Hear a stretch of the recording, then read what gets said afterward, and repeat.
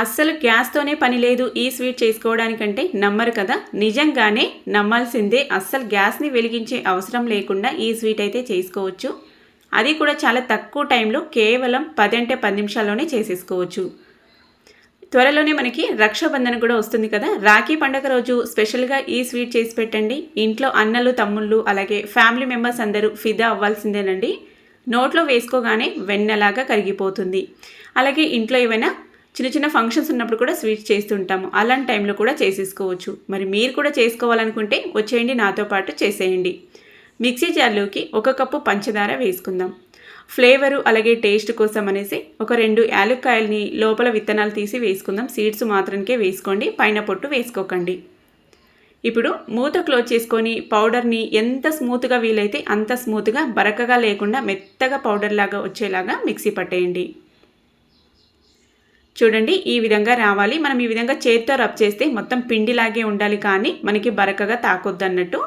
ఇప్పుడు దీన్నైతే ఒక మిక్సింగ్ బౌల్లోకి వేసేసుకుందాం.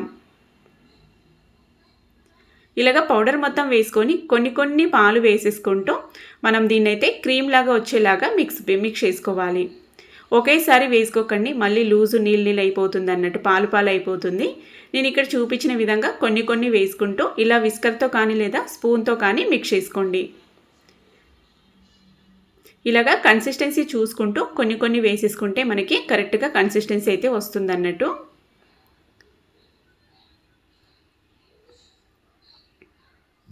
చూడండి, ఈ విధంగా మనకి లూజ్ కన్సిస్టెన్సీ ఈ విధంగా వచ్చిన తర్వాత బాగా మిక్స్ చేసేయాలి. మనకి ఈ షుగర్ పౌడర్ అనేది లేకుండా బాగా మిక్స్ చేసిన కొద్దీ ఇది క్రీమీ స్ట్రక్చర్ అయితే వస్తుంది. ఇలా ఒక 2-3 నిమిషాల పాటు బాగా స్పీడ్గా మిక్స్ చేశారంటే ఇలాగ అవుతుంది అన్నట్టు. ఇప్పుడు దీన్ని అయితే మనము పక్కన పెట్టేసుకుందాం మూత క్లోజ్ చేసి.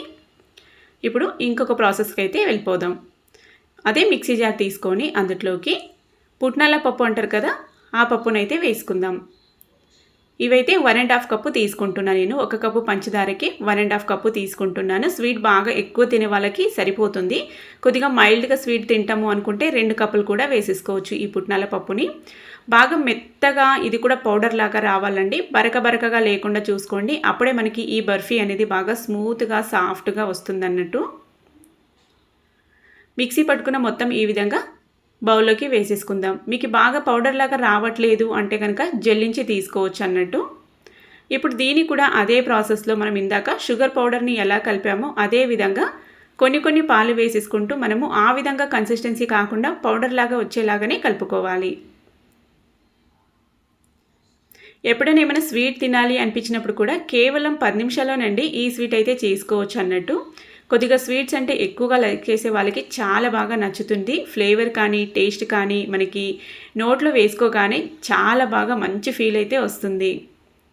ఇప్పుడు ఈ విధంగా కలిపింటాం కదా మనము, మరి మనకి ఇది లేకుండా పౌడర్ లాగా రావాలన్నట్టు అలా కలుపుకొని దాన్ని మిక్సీ జార్లోకి వేసేసుకుందాం. మళ్ళొకసారి కొద్దిగా ఉండల్లాగా అనిపిస్తూ ఉంటుంది కదా, దీన్ని ఇప్పుడు మిక్సీ పట్టేసామంటే పౌడర్ లాగా వస్తుంది. మళ్ళీ ఇందాక కలిపి పెట్టుకున్న ఈ షుగర్ క్రీమ్ని ఇప్పుడు ఇందులో ఉన్న విస్కర్ని సపరేట్ చేసేస్తున్నాను. ఇందులోకి మనం మిక్సీ పట్టుకున్న ఈ పుట్నాల పప్పు పౌడర్ని అయితే వేసేసుకొని అందులోకి కాస్త నెయ్యి వేసుకుందాం, ఒక 2 టేబుల్ స్పూన్లంతా.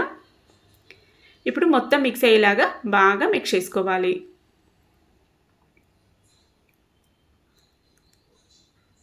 ఈ షుగర్ క్రీమ్లో మనం పుట్నాల పప్పు పౌడరు బాగా ఈవెన్గా మిక్స్ అయిపోవాలండి.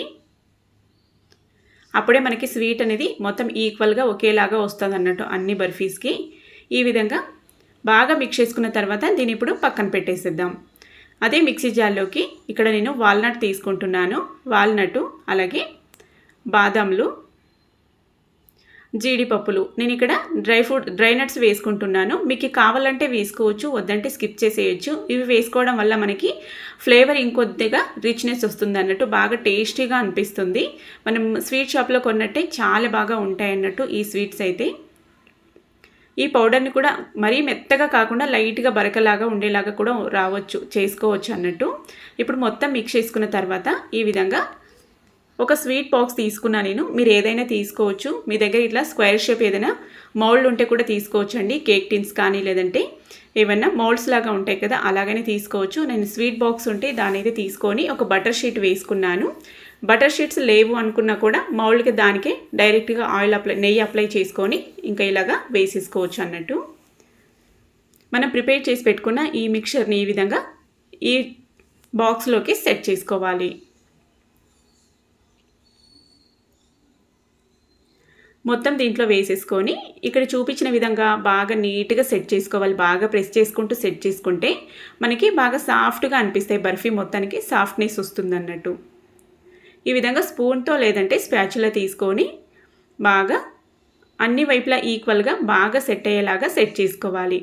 కొద్దిగా 1 టీ స్పూన్ అంతా నెయ్యి వేసేసుకుంటున్నాను నేను. నెయ్యి ఫ్లేవర్ నచ్చదు అనేటట్టుంటే కనుక లైట్గా పాలు అప్లై చేసుకోవచ్చు. నెయ్యి బాగా ఇష్టంగా తినే వాళ్ళు ఉంటే కూడా కొద్దిగా క్వాంటిటీ కూడా పెంచుకోవచ్చండి. మనం నెయ్యి వేసుకున్న కొద్దీ ఇంకొద్దిగా స్మూత్నెస్ వస్తుంది, బాగా ఫ్లేవర్ కూడా చాలా బాగా ఉంటుంది అన్నట్టు. అంత బాగా సెట్ చేసుకున్న తర్వాత ఒక 1/2 అవర్ నుంచి 1 అవర్ కూడా పెట్టుకోవచ్చు టైం ఉంటే. టైం లేదు అనుకుంటే 1/2 అవర్ పెట్టేసుకుంటే సరిపోతుందండి. 1 అవర్ పెట్టుకున్నారంటే మీకు ఇంకా బాగా వస్తుంది. నేనైతే 1/2 అవర్కే తీసేస్తున్నాను. చూడండి బాగా సెట్ అయిపోయి ఉంటుంది ఇప్పుడు బర్ఫీ అయితే.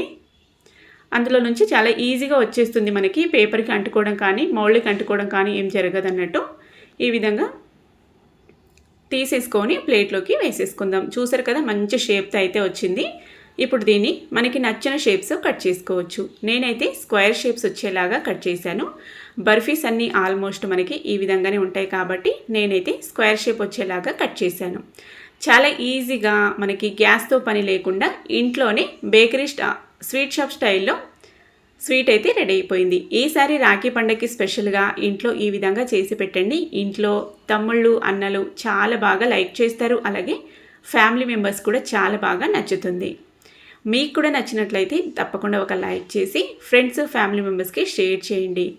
అలాగే మీరు కూడా ప్రిపేర్ చేసి మీకు ఎలా కనిపించిందో ఈ రెసిపీ గురించి మీ ఒపీనియన్ అయితే నాతో షేర్ చేసుకోండి. అలా మీరు చేసే కమెంట్స్ వల్ల నేను నెక్స్ట్ వీడియోస్ చేయడానికి కూడా మోటివేషన్గా ఉంటుంది. పైనుంచి లైట్గా ఇలా పిస్తా పప్పులతో గార్నిష్ అయితే చేసుకున్నాను. మీరు కావాలంటే కూడా అలా ప్రెస్ చేశారంటే స్వీట్కి అంటుకుపోతుంది అన్నట్టు.